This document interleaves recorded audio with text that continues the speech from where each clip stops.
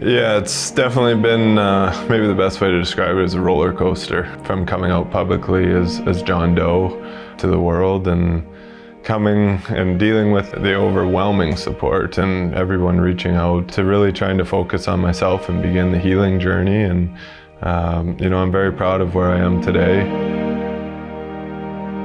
For me, I've known Kyle for the better part of 10 years. We've been teammates, trained together back when we were younger, and once Kyle came forward with this story, it hit me very hard because of how close I've been with him. I've been his teammate, right? I've been on the bus with him, and to see that he had been going through all of that during those times was tough. I'm not the only one that's been through something like this abuse. And once you break down those walls, it's amazing what people will share with you. And it's amazing to know that I'm not alone. And I think that's one thing, if I was going to leave anything with you guys, it's that you're not alone either. And that there's always somebody there, and somebody that wants to help and somebody that's willing to help. It was actually pretty amazing hearing that he was our assistant coach, because last year I was dealing with some of my baggage from playing junior hockey and maybe some traumatic experiences that happened during that time. What really kick-started me in that transformation and growth was hearing Kyle's story, and I thought that was an extremely honorable thing for him to do.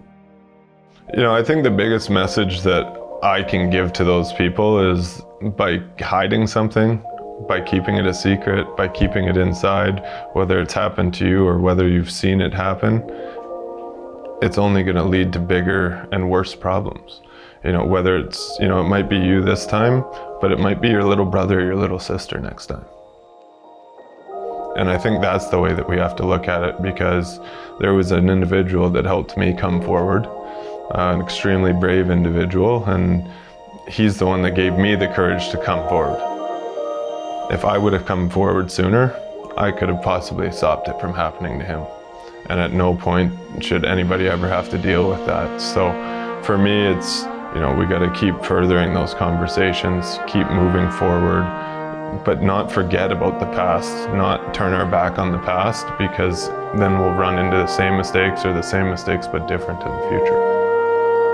We're seeing all the stories come out of how people have been affected in the past. And with those stories, we're able to make a genuine, meaningful change. Without this happening, without these tough conversations on all levels, we wouldn't see the change. And that's also now leading to the education side of it.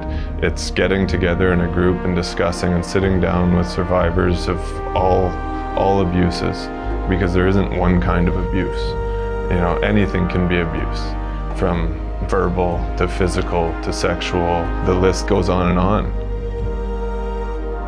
The fact that we're having these conversations really excites me for the future of hockey, for more than hockey, for our society and our world, because without having these tough conversations, we wouldn't have change.